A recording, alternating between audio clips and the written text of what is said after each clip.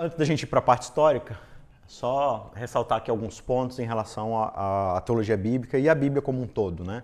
Alguns princípios que precisam nortear a nossa abordagem da Bíblia. O primeiro ponto é que a palavra de Deus é um livro escrito por seres humanos. Ela não foi um livro que foi baixou o PDF lá da nuvem, né? Documento em nuvem. A gente não foi lá e baixou o documento, ele caiu pronto. Não. O que isso significa? Significa que a pessoa que escreve aquele livro, aquela porção da Bíblia, ela vive numa época que não é a minha época. Ela vive numa cultura que não é a minha cultura. Ela fala numa linguagem que não é a minha linguagem. Ela viveu coisas que eu não vivi. Ela se relacionou com pessoas e eventos que eu não me relacionei. É um outro universo, não é o meu universo. Então eu preciso ter isso em mente na hora de abordar a Bíblia. Porque ela é um livro escrito como qualquer outro livro, com conceitos, preconceitos, observações, né? Então a gente fala assim, a Bíblia é um livro errado. Por quê? Não, porque chama baleia de peixe. E todo mundo sabe que baleia é mamífero. Tá, mas primeiro, a Bíblia não é um livro de ciências. Segundo, na época que ela foi escrita, tinha a taxonomia que tinha hoje? Não tinha. Então, assim, é uma outra época, é uma outra coisa. Tem uma história lá, o Sol parou, mas o Sol não é parado já? Então, mas o escritor está escrevendo do seu ponto de vista, né? Então é uma pessoa comum como qualquer outra. A Bíblia foi escrita por um ser humano. E isso traz a carga emocional, pessoal e vivência daquele escritor, daquele autor da Bíblia. E toda a Bíblia é escrita assim, certo? Então a Bíblia é um livro humano. A Bíblia foi escrita por quem? Por Deus. Mas não está contradizendo a primeira parte? Não, a Bíblia foi escrita por seres humanos, mas ela foi escrita por Deus, por meio do seu Espírito. O que isso significa? Pedro vai dizer que homens santos falaram da parte de Deus, movidos pelo Espírito Santo. O que isso significa? O Espírito Santo veio até essa pessoa, esse ser humano, e falou, olha, a mensagem de Deus para o ser humano é essa. Vocês estão fazendo isso e isso errado, a vontade de Deus era essa, vocês precisam corrigir isso, não isso vai acontecer, os meus princípios são esse, eu vou fazer tal coisa. Entendeu? Entendi, Senhor. Agora vai, escreve e comunica. Aí o cara vai fazer o quê? Ele vai pegar essa mensagem que veio perfeita da parte de Deus e vai colocar isso em palavras humanas. É difícil, como a gente estava falando na primeira aula, traduzir do português para o inglês quando você quer comunicar alguma coisa? Imagina do divinês para o humanês. Você pegar algo que é elevado e você vai colocar numa linguagem limitada de seres humanos, você vai ter uma completa dificuldade. Então, por mais assim que você tenha uma complexidade no texto bíblico, pode ter certeza que o que Deus queria comunicar era muito mais complexo. Mas ele faz o quê? Ele se reduz. Então, por que isso passa na mente do ser humano? A inspiração vem. O que é inspiração? O Espírito Santo inspira, ou seja, é como se fosse assim, sabe, inspirar? Então, o escritor bíblico ele faz assim, e aí o Espírito Santo entra no seu fôlego. Então, ele fica cheio do Espírito Santo. Então, o que o Espírito Santo faz? Toma conta, aí o personagem entra em transe e começa a escrever divinês. Não. Ele comunica as verdades e ele fala assim, ok, agora eu vou explicar isso nas minhas palavras. E daí ele começa a contar essa história. Então, o que a gente tem aqui é uma relação íntima entre a parte humana e a parte divina. Então, a Bíblia é um livro humano? É um livro humano. A Bíblia é um livro divino? É um livro divino. Ela é um livro divino humano. Então, a Bíblia é um livro como qualquer outro. Só que a Bíblia é um livro diferente de qualquer outro. Certo? Então, a gente precisa lidar com essa dualidade. A gente precisa de regras que você usa para ler qualquer livro. Quais são as regras para ler uma bula de remédio? São regras científicas, elementos químicos. Quais são as regras para ler uma receita de bolo? Que a Thelma fez lá o bolo pra gente. O que você fez para ler o bolo? Se você vê lá, farinha. Não, mas na minha língua, acho que farinha representa a alimentação e tal. Você não começa a filosofar. Farinha é farinha. Então existe uma regra para você ler química, para você ler receita. Não é a mesma regra que você utiliza para ler poema. Não é a mesma regra que você utiliza para ler uma história. Certo? Então existe essa diferença aí.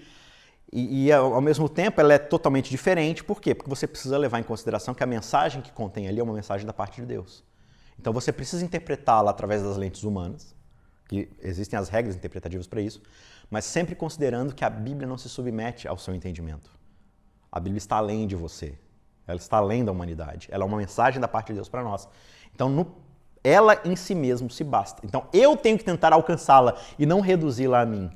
Certo? Então é essa constante tensão que a gente lida no estudar da Bíblia. Outra coisa, a revelação de Deus ela é progressiva. O que isso significa?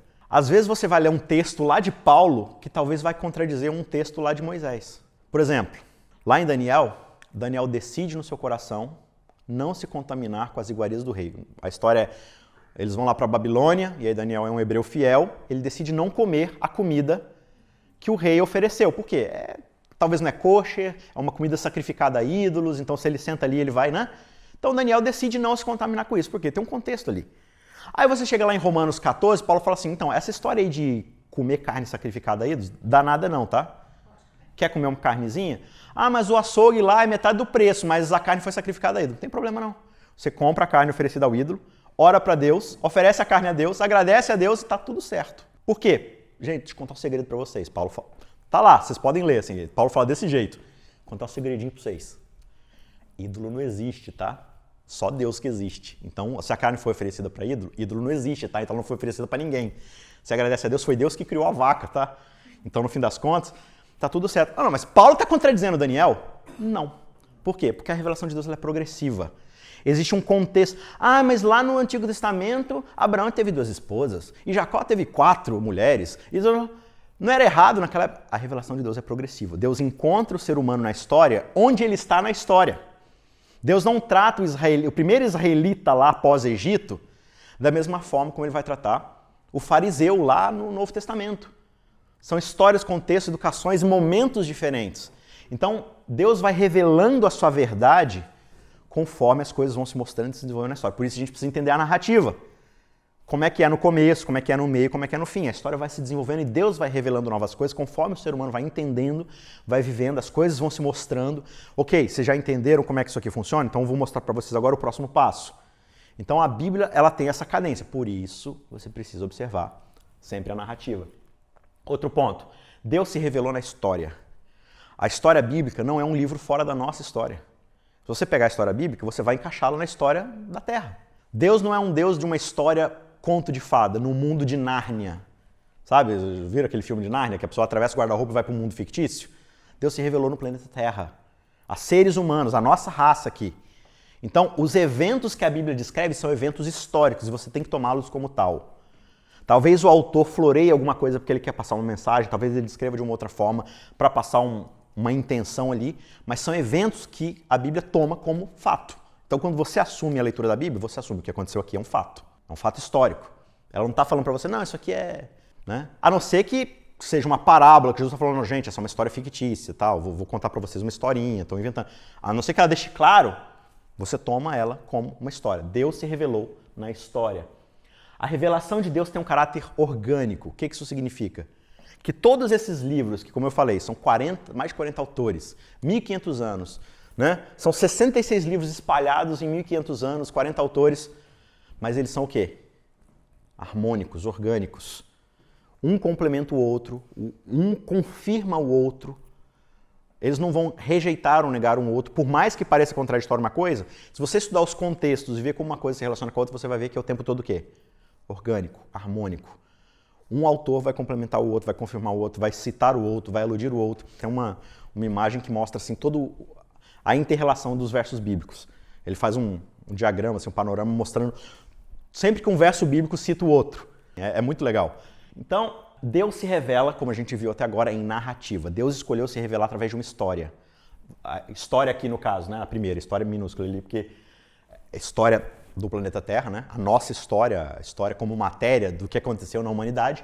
E aqui história no sentido da história que a gente conta, né? Na narrativa.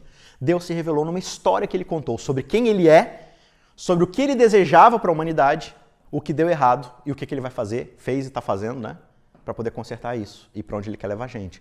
Ele se revela dentro dessa narrativa, então a gente tem que levar isso em consideração.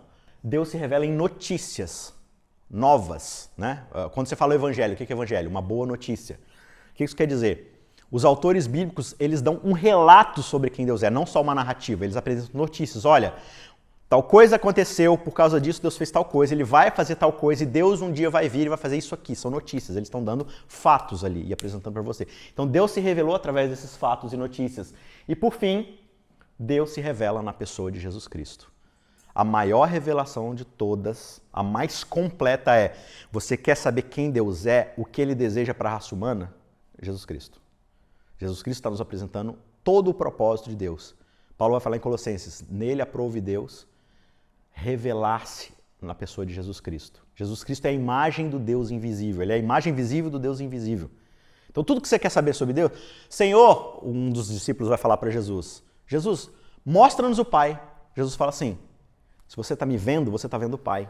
O que você está vendo que eu sou é exatamente o que Deus é. Eu sou a encarnação dele. Você quer saber como é que Jesus trata as pessoas? Olhe como eu trato as pessoas.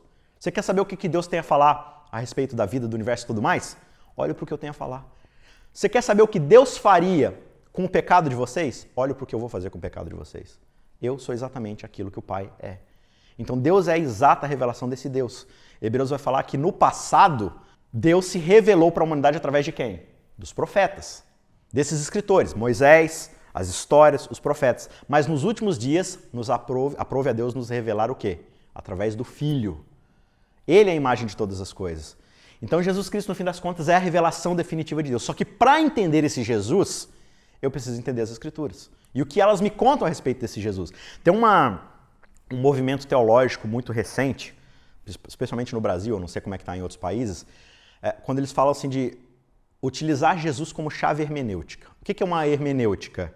Hermenêutica são as ferramentas de interpretação da Bíblia, ou de um texto, na verdade. Você tem a hermenêutica jurídica, por exemplo, a hermenêutica do direito. O que é? São as regras ortográficas, interpretativas, para você ler um texto. Então você tem que considerar várias coisas ali, quando foi escrito, como foi escrito, a gramática, o momento da história, tudo isso que a gente vem conversando aqui, né? Então, hermenêutica é a lente interpretativa que eu uso para poder decifrar um texto. E aí eles falam assim, olha, Jesus é a lente para você poder interpretar a Bíblia. Legal, eu concordo com isso. Você concorda com isso? O problema é, e aí está o erro nesse movimento, qual Jesus eu uso para interpretar a Bíblia? O Jesus que a Bíblia em si me revela, em Moisés, nos profetas e nos salmos, ou o Jesus legal e da hora que eu criei no meu coração e na minha mente? Um Jesus que, olha que coincidência, ele é igualzinho a mim. Ele gosta do que eu gosto, ele faz o que eu faço, ele fala do jeito que eu falo, se tiver do jeito... Esse Jesus sou praticamente eu. Aí eu projeto os meus desejos, minhas vontades, a minha visão de mundo, a minha cosmovisão, lembra? Eu projeto nessa imagem desse Jesus de plástico que eu inventei e agora eu pego ele para poder interpretar a Bíblia. Então, olha só, a Bíblia concorda com tudo que eu gosto. Então, não é mais a Bíblia que me interpreta, sou eu que faço a Bíblia concordar comigo. Então, Jesus é a revelação e a interpretação final da Bíblia? Sim, mas nos termos da própria Bíblia. Moisés, os profetas e os salmos falam quem é esse servo, falam quem é esse Messias, esse filho do homem, esse rei guerreiro, o servo sofredor. A Bíblia toda explica. Isso tudo culmina em Jesus. Então, para eu ler os evangelhos, primeiro eu preciso ler o Antigo Testamento. Porque ele me revela quem é esse Jesus. E a partir disso, então, eu sei essa informação e agora eu volto e revisito toda a história e eu começo a perceber a verdade. Olha Jesus aqui na história. Olha Jesus aqui. Olha Jesus aqui. Olha, essa história aqui que eu sempre achei que era uma outra coisa. É Jesus aqui. Você começa a reinterpretar toda a história. Por quê? Porque você fez o processo, chegou aqui e aí você volta e começa a ver tudo novamente. Que é um pouco do que a gente vai fazer aqui nas outras aulas, tá certo? Então aqui está aquele diagrama que eu mostrei para vocês, certo? A Torá, o Nevi'im e a última parte, que é a parte dos livros dos Salmos, né? Então basicamente a lei, os profetas e os Salmos, ou a parte dos escritos, né? Então todo o Antigo Testamento em geral e ali o Novo Testamento com os Evangelhos, Atos dos Apóstolos, as cartas e Apocalipse. O que isso vai apresentar dentro do nosso estudo? Eu separei aqui toda essa parte da Bíblia em 7 atos. Sabe, na narrativa você tem os atos, né? Quando você está assistindo um filme, uma peça de teatro, você tem os atos, os momentos ali daquela história. Então eu dividi aqui em 7 atos essa história. O primeiro dos atos é a pré-criação. Antes do mundo existir, o que havia? Isso é apresentado pra gente, mais ou menos ali, a gente vai pegar algumas dicas, algumas coisas implícitas, lá em Gênesis 1, lá no comecinho, né? E aí depois a gente vai o quê? Pra criação em si, que é também o comecinho de Gênesis ali, os 2 primeiros capítulos. Em seguida a gente vai para o que é chamado de queda, também no comecinho de Gênesis. Então você vê que aqui, nos 3 primeiros capítulos de Gênesis, a gente vai ficar um bom tempo. Porque aqui tem muita coisa para a gente desimpactar. Os 3 primeiros atos acontecem ali, nos 3 primeiros capítulos de Gênesis. Na verdade, a parte da queda a gente vai até o capítulo 11 de Gênesis. Então os 3 primeiros atos a gente vai de Gênesis 1 até Gênesis 11. E aí a gente vai de Gênesis 12 até Neemias e Malaquias, para entender o quê? O desenvolvimento do conflito, lembra? Que é a parte da aliança. Como é que Deus vai resolver o conflito que foi criado aqui na queda? Então, antes da criação existia algo, ou alguém. Esse alguém criou as coisas. As coisas não saíram de acordo com o plano. Como é que isso aqui vai ser resolvido? Então lembra do processo narrativo? O conflito acontece aqui. Aqui vai mostrar como é que Deus, nessa história, vai desenvolver, através de todos esses livros, histórias, poemas, músicas, profecias, como é que isso vai ser desenvolvido. Até que a gente chega no clímax da história, que é o Messias, lá nos Evangelhos. E como tudo isso daqui que aconteceu vai desembocar e se aplicar nessa história do Messias lá nos Evangelhos. Em seguida, a gente tem a parte da igreja. Como é que então a história do Messias, que aplica toda essa situação aqui, como é que ela vai fazer efeito então naquilo que a gente chama de vida em comunidade, a minha vida individual, meu processo de conversão, que são exatamente as cartas, os conselhos, enfim, todas as coisas que os apóstolos vão usar a partir de Cristo e a partir do Antigo Testamento para aplicar na nossa vida, para a gente poder entender de fato, ok, e agora? O que eu faço com todas essas informações? Os apóstolos vão explicar para a gente como isso acontece. E por fim, a gente chega em Apocalipse, onde aquilo que está aqui vai ser refeito. Aquilo que foi prometido aqui, na aliança, tudo aquilo que era o anseio de todos esses escritores, profetas, tudo aquilo que se desemboca em Jesus e é prometido, e que a igreja aguarda expectativa, é o processo da recriação, onde Deus faz nova todas as coisas. A recriação não é a mesma coisa da criação. A gente começa a história, por exemplo, num jardim, e a gente termina onde? Numa cidade, a cidade santa. Então as coisas são iguais, mas elas são diferentes. Mas esse é o processo dos atos históricos, daquilo que a gente chama de história da redenção. Então a gente tem aqui a Bíblia moderna, como a que está, né, como a que você tem no seu livro aí, no seu celular e tudo mais, que é essa narrativa épica com vários atos, que foram aqueles 7 atos que a gente observou, certo? Então, o Antigo Testamento, o Tanakh, como a gente viu, são 39 livros ao longo de 1000 anos de história. 1000 anos, não que ela descreve, mas eles foram escritos no decorrer de 1000 anos, do primeiro autor Moisés até o último autor ali. E o Novo Testamento, 27 livros, escritos mais ou menos durante 40 anos pelos seguidores de Jesus Cristo, né? Então, após ali Jesus ressuscitar e ir para o céu, os discípulos, os seguidores ali foram escrevendo, então durante 40 anos eles escreveram aquilo que a gente conhece como o Novo Testamento. O Antigo Testamento apresenta pra gente temas principais, então você percebe que tem temas muito fortes ali, como o tema da aliança, que são evidentes o tempo todo, em cada página, em cada capítulo, em cada história, você vê o tema da aliança, por exemplo, mas vários outros conflitos também acontecendo no enredo, né? Vários padrões de enredo. E o nosso papel como estudantes, dentro da teologia narrativa ou bíblica, como eu falei no começo, vai ser de tentar identificar e perceber esses padrões. Você vai ver como eles vão saltar. E por que a gente precisa identificar esses padrões? Porque eles vão ser os responsáveis por estruturar aquilo que a gente falou dos fundamentos. Eles vão dar o fundamento para o que a gente entende toda a Bíblia. Então, quando eu entendo a aliança, eu entendo o processo de salvação, a relação com Deus, por que Deus escolheu esse caminho ou não. Né? A questão do sacrifício no santuário é um outro padrão muito grande. A gente vai ver vários desses temas. Né? E todos esses temas principais, conflitos, enredos e padrões, eles estão guiando a gente para quem? Para Jesus. Então, eles vão culminar na história de Jesus lá no Novo Testamento. Então, a gente vai observar os padrões que acontecem aqui e como Jesus vai, como é que ele falou lá, qual a expressão que ele usa lá no Evangelho, que a gente viu o verso.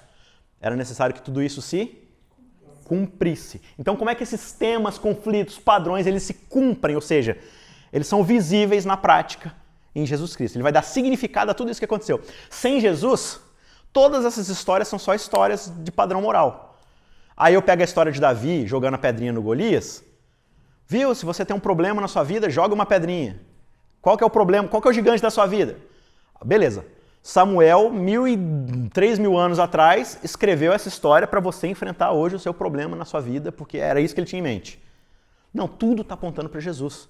Mas como é que a história de um rapaz jogando uma pedrinha na cabeça de um gigante tem a ver com Jesus? É isso que nós, como estudantes da Bíblia, precisamos aprender a identificar. E a gente vai fazer isso no meio desses padrões de todos. Então, o Antigo Testamento, em geral, ele é um livro. Lembra a porção maior que a gente viu lá no diagrama? Ele é isso aqui, ó, uma parceria de aliança. Na verdade, desde a criação, o propósito era esse. Então a gente vai observar como é que isso vai se desenvolver.